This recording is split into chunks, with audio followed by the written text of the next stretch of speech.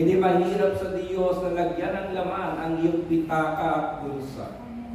Hindi mahirap sa Diyos na ayusin ang takbo ng isip ng iyong asawa. Hindi mahirap sa Diyos na iayos ang damdamin ng iyong mga anak. Ang importante, mga kapatid, nasa kalooban tayo ng Diyos. At ang unang paraan upang tayo mabuhay sa kalooban ng Diyos, tanggapin natin si Kristo na sinasabi ni Juan ang kordero ng Diyos na nag-aalis ng kasalanan ng sanlibutan. Sundan po natin, mga kapatid, sabi ng Romans chapter 5 verse 17 and 18. Sa pamamagitan ng isang tao, si Adan, naghari ang kamatayan dahil sa kanyang kasalanan. Ngunit sa pamamagitan din ng isang tao, si Jesucristo, higit ang kinamtam ng mga kinahabagan ng sagana at pinawalang sala. Sila'y maghahari sa buhay, kay laki ng kahigtahan ang pagkapalang ito kaysa kasawiyang iyon. Kaya kung paanong nagbunga ng kaparusahan sa lahat ang kasalanan ng isang tao, ang pagkamatuwid naman ng isang tao ay nagdulot ng kapatawaran at buhay sa lahat. Sabi po ng Romans 5:18, kung paano ang pagsuway ni Adan ay nagbunga ng kaparusahan sa lahat na nagdulot ng kasalanan ng tao, ang pagkamatuwid naman ng Panginoon ay nagdulot ng kapatawaran sa buhay sa lahat. Kaya nang marinig po ng dalawang alagad ni Juan ang sinabi ni Juan na kordero ng Diyos ng oras na iyon, lumipat ang dalawang ito sapagkat hinihintay nga nila ang makapag-aahon sa kanila ng panahong iyon. Nang lumabas po ang Panginoon sa kanyang public ministry, kitang-kita ang pagkilos ng kasalanan sa buhay ng mga Hudyo ng panahong iyon. At ang bunga ay ang pagkaalitin sa kanila ng demonyo. Marami po sa kanilang inaalihan ng masamang espiritu. Nabubuhay ang mga kababaihan ng panahong iyon sa pamamagitan ng pangangalakal ng kanilang mga katawan. Pero alam po ninyo, mga kapatid, gusto kong sabihin, kapag nakasumpong ang tao sa Panginoon, ang pangit na buhay, ang pangit na kahapon, binibigyan ng Diyos ng magandang kinabukasan. Amen. Ngayon po, nais kong ibigay lang sa inyo ang katangian, ilan lamang ito, kung bakit tinatawag na si Jesus ay Kordero ng Diyos. Una, mga kapatid, nakikinig ba kayo? Amen. Jesus' name as the Lamb of God tell us that He is the fulfillment of God's promise to provide a once-for-all payment for our sin. Si Jesus bilang Kordero ng Diyos ay katuparan ng pangako ng Diyos na magbibigay para sa ating kabayaran ng ating kasalanan. Balikan po natin ang Old Testament, Leviticus chapter 16 verse 1 to 34. Yung salitang atonement, mga kapatid, sa Old Testament, nang ibig sabihin sa ating sariling wika ay pagbabayad sa kasalanan. Sa Old Testament, ganito ang ginagawa. Mayroong isang saserdote na yearly nag-ahandog para sa kanyang kasalanan. At pagkatapos lalabas po ang saserdoteng ito at mag-ahandog ng isang kambing na papatayin para sa kasalanan ng mga tao. Ang gagawin ng saserdote, ihahatid sa dambana yung dugo ng kambing, uwiwisik po doon, at matapos iwisik, sasabihin ng saserdote, paglabas niya, ang inyong kasalanan ay pinatawad ng Diyos. Sa Old Testament, ang salitang atonement, mga kapatid, ay covering, pagtatakip ng kasalanan. Mayroon pa nga po akong binanggit sa inyo kanina na second goat. Ano ang ginagawa dito? Ipapatong ng saserdote. Hindi ito pinapatay. Ikapatong ng saserdote ang kanyang kamay sa kambing na ito, ibubulong po ng tao ang kanilang kasalanan. At matapos ibulong, patatakbuhin sa ilang at hindi na ito makita, sasabihin ng saserdote, ang inyong kasalanan ay nilimot ng Diyos. Sa Old Testament, tatlo ang mahalagang sangkap ng tinatawag na atonement. Una yung high priest, ikalawa yung first, at ang ikatlo yung second cook. Pero pagdating sa New Testament, mga kapatid, kay Jesus, 3 in 1. Si Jesus ang sacerdote, si Jesus ang sacrificial lamb, at si Jesus pa rin ang Lamb of God who takes away the sin of the world. Kaya nga ngayon ng kapatid, hindi mo na kailangan magpatay ng kambing o kordero para maghandog sa iyong kasalanan. Ang ginawa ni Kristo 2,000 taon na nakalipas ay sapat na upang ang ating kasalanan sa panahon ito, tayo po'y patawarin ng Diyos.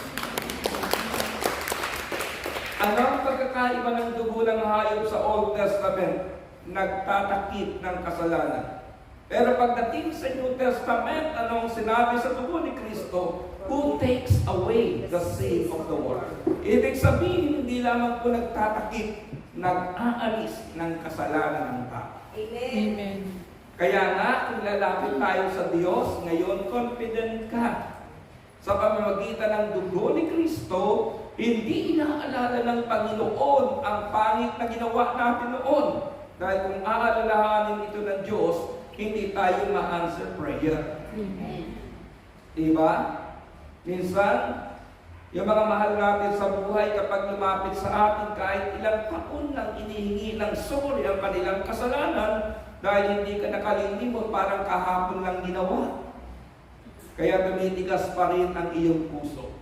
Pero sa pamamagitan ni Kristo, ang ating kasalanan ay hindi lamang tinakpan. Ito po'y inalis ng dugo ng Panginoon. At ngayon, kapag lalapit tayo sa Panginoon, hindi na yung ating pagsuway noon ang nakikita ng Ama, kundi ang dugo ng kanyang anak na tinanggap ng ating mga puso. Amen. Tignan nyo lang. Sa paglilingkod sa Panginoon, bago po ako nag-full-time preacher, kinatagpo ako ng Panginoon sa Valenzuela Municipal Jail. Dahil nahuli po kami sa patsesyon sa paggamit ng marijuana. Pero doon ako kinatagpo ng Panginoon. Doon ko narinig ang tinig na sabi sa akin, hindi yan lugar na inanda ko para sa iyo. At mula noon, mga kapatid, hinanap ko po ang Panginoon at nasumpungan ko sa pamamagitan ng fellowship. Pero bago po ako mag-full-time, struggle ako. Kasi alam ng mga kaibigan ko, kababata ko sa paligid namin, na magkakasama kami, nagtitake ng marijuana, umiinom ng mga gamot na cough syrup, mga kapatid. Pag tumayo ako sa kanilang harapan, ang makikita nila yung dating bagay na ginagawa namin. Pero binaranti sa akin ng Panginoon.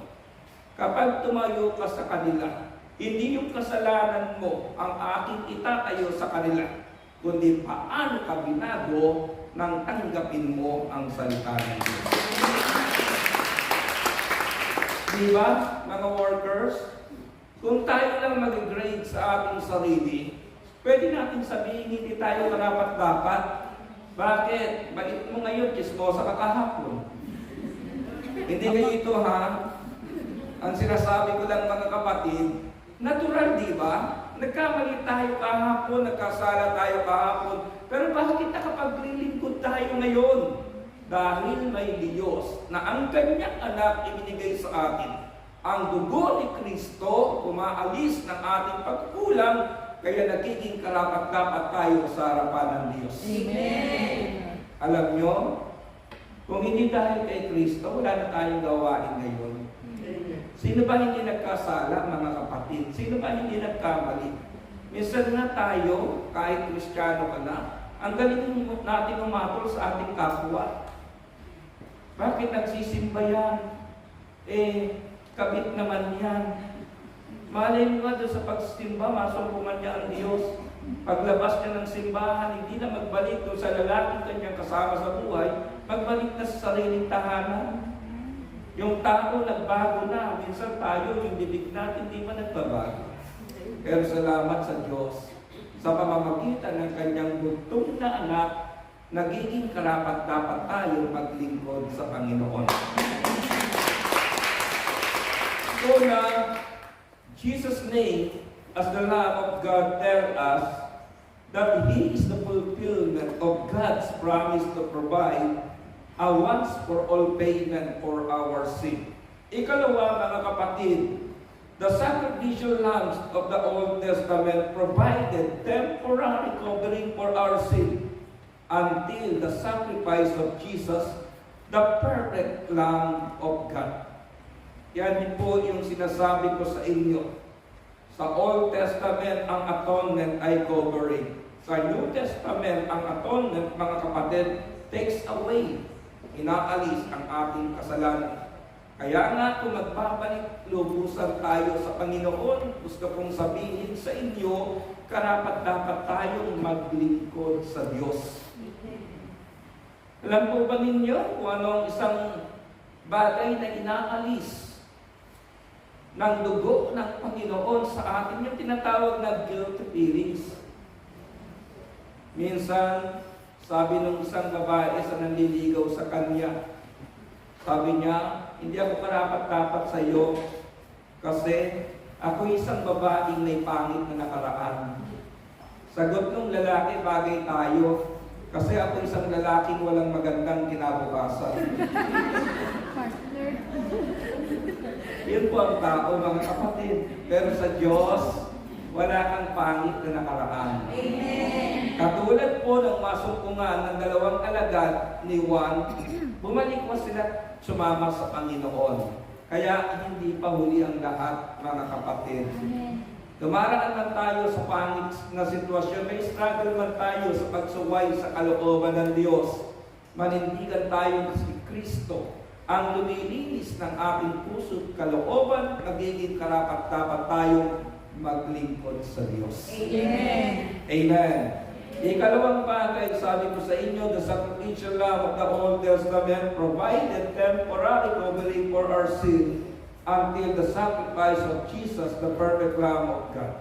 Ang ikatlo, mga kapatid, Jesus, the Lamb of God, died on the cross for our sin in our place. It was substitutionary atonement. Naging substitute natin ang Panginoon. Kasi nga po, dahil tayong makasalanan, dapat sana tayo ang ipinako sa krus.